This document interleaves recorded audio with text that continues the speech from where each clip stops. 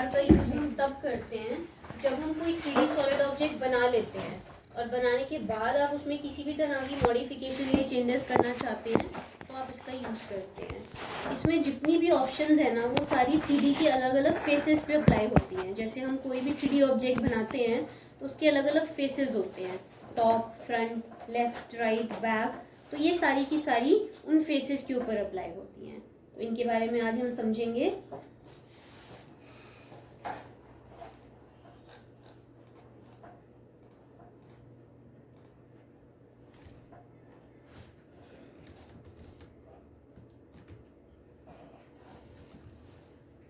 तो solid editing सारी options आपको यहाँ पे मिल जाती हैं। ये जो 3 एरोज बने हैं इन सब में सारी की सारी सॉलिड एडिटिंग की ऑप्शंस हैं। तो सबसे पहली ऑप्शन इसमें हम करेंगे एक्सट्रूड फेसेस। नोट कर लीजिए, extrude faces.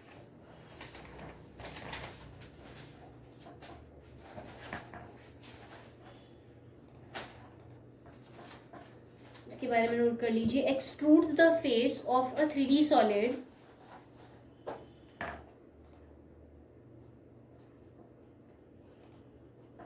extrudes the face of a 3D solid by a specified distance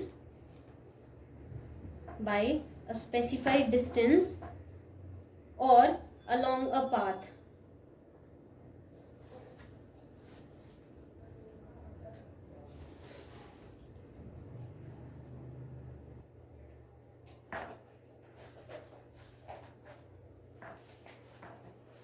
जैसे कि मेरे पास ये एक ऑब्जेक्ट है, ठीक है, हमने ये ऑब्जेक्ट बना लिया। अब बनाने के बाद हमें रियलाइज हुआ कि हमें इसके किसी भी फेस की हाइट बढ़ानी घटानी थी। बढ़ा भी सकते हैं और घटा भी सकते हैं। तो हम ऑप्शन ले लेंगे एक्सट्रूड फेसेस। ये आपसे पूछेगा सेलेक्ट फेसेस। मैंने फेस को सेलेक्ट किया, रिमूव लेके आप इस फेस को रिमूव भी कर सकते हो। वैसे आपने लिया, इसको सेलेक्ट किया, फेस को, ये सेलेक्ट हो गया। अब ये आपसे पूछेगा एंटर करने पे, ये आपसे पूछेगा हाइट ऑफ एक्सट्रूजन, कितना आपने इसको बढ़ाना घटाना है। मैंने एक वैल्यू देके एंटर किया। एंगल भी पूछेगा कि अगर किसी एंगल पे एक्सट्रूड करना है, अदरवाइज बाय डिफॉल्ट 0 है। नहीं चाहिए तो आप एंटर कर दो, तो ये उतनी हाइट इसकी बढ़ जाएगी। लाइकवाइज अगर आपने कम करनी है तो आप नेगेटिव में वैल्यू दे दो। आपने इसको सेलेक्ट किया, एंटर, नेगेटिव में वैल्यू दे दी और एंगल 0 का दे दिया, तो इसकी हाइट कम हो जाएगी। आप इसमें एंगल भी दे सकते हो। जैसे आपने इसको सेलेक्ट किया और हाइट दे दी और एक एंगल दे दिया, तो ये टेपर में एक्सट्रूड हो जाएगा। ऐसे आप किसी भी फेस को सेलेक्ट कर सकते हो। एक्सट्रूड फेसेस, फेस सेलेक्ट किया, एंटर, हाइट की वैल्यू दी, एंगल 0, तो ये बढ़ जाएगा।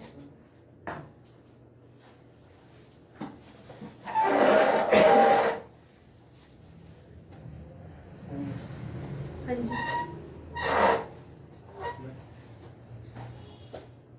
10 वाले में। अच्छा, उनके साथ हो आप? क्या नाम है, आकाश की? कल आया था। अच्छा अच्छा अच्छा, ठीक है। आप बाहर वेट कर लो, अभी थोड़ी इनके बाद आपकी क्लास होगी। ठीक है। अब ये तो एक सिंपल सा ऑब्जेक्ट था जिसमें कि हम सेम इसी साइज का बॉक्स रख के इसको यूनियन कर देंगे तो उसकी हाइट बढ़ जाएगी, और अगर सब्ट्रैक्ट कर देंगे तो हाइट कम हो जाएगी। बट अगर सपोज मेरे पास कुछ इस तरीके का ऑब्जेक्ट है, कुछ कॉम्प्लिकेटेड सी शेप में, मैंने इसको, मतलब ये एक्सट्रूडेड है, ठीक है। अब इसके किसी फेस की हाइट बढ़ानी घटानी है तो ऑप्शन ले लेंगे एक्सट्रूड फेसेस। फेस को सेलेक्ट किया, एंटर, एक वैल्यू दी, एंगल, देखिए इसकी हाइट इंक्रीज हो जाएगी। ठीक है। कोई और भी फेस, जैसे इसमें तो कई सारे फेसेस हैं, आपने कोई और फेस सेलेक्ट कर लिया, हाइट दी, एंगल, देखिए प्रेस पुल में मतलब रिजल्ट अलग आता है। इसमें भी मैं आपको प्रेस पुल भी करके बताऊंगी। प्रेस पुल में पहली बात तो ये है कि आपको जो है ना एक और 2D ऑब्जेक्ट भी बनाना पड़ता है। इसमें तो हमने कोई ऑब्जेक्ट नहीं बनाया, इसमें तो हम बनाते हैं ना एक ऑब्जेक्ट, तो उसी को ही तो प्रेस पुल करते हैं हम। खाली फेस तो हो नहीं जाता, उसमें 2D ऑब्जेक्ट बनाना पड़ता है। इसमें तो हमने कोई ऑब्जेक्ट नहीं बनाया, इसमें हमने डायरेक्ट फेस को किया है। ठीक है। इसमें आप पाथ भी दे सकते हो, पाथ के लॉन्ग भी कर सकते हो। जैसे मैंने सपोज इसकी यहाँ पे एक पाथ बना दिया पॉलीलाइन की हेल्प से, जैसे हम सिंपल एक्सट्रूड में करते थे। मैंने एक पाथ क्रिएट कर दिया, ठीक है, अगेन पाथ वही है, अलग प्लेन में होना चाहिए।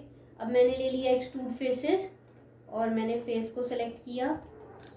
ये ध्यान रखना है कि फेस सही सेलेक्ट होना चाहिए, जब वो हाईलाइट होगा तब सेलेक्ट होता है फेस। अभी देखो नहीं हुआ, ये अब हुआ है। एंटर, और आपने पाथ ऑप्शन लेके इस पाथ को सेलेक्ट किया तो ये इसके अराउंड पूरा ऊपर आ जाएगा। तो ये ऑप्शन है इसमें एक्सट्रूड फेसेस। नेक्स्ट ऑप्शन इसके अंदर हम करेंगे मूव फेसेस। नोट कर लीजिए, move faces. moves the face of a 3D solid, moves the face of a 3D solid in a specified distance and direction.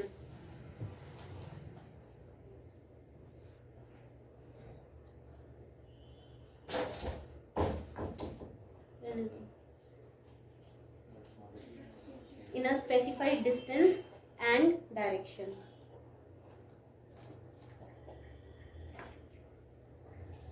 तो हमने ऑप्शन ले ली मूव फेसेस। ये आपसे पूछेगा सेलेक्ट फेसेस, मैंने फेस सेलेक्ट किया, एंटर। फिर ये आपसे पूछेगा बेस पॉइंट, मैंने एक बेस पॉइंट लिया। अब जैसे इसको मुझे ऊपर की तरफ मूव करना है, तो ऊपर की तरफ जेड फेसिंग है तो इसमें हम जेड की वैल्यू देंगे। वैल्यू कैसे देंगे?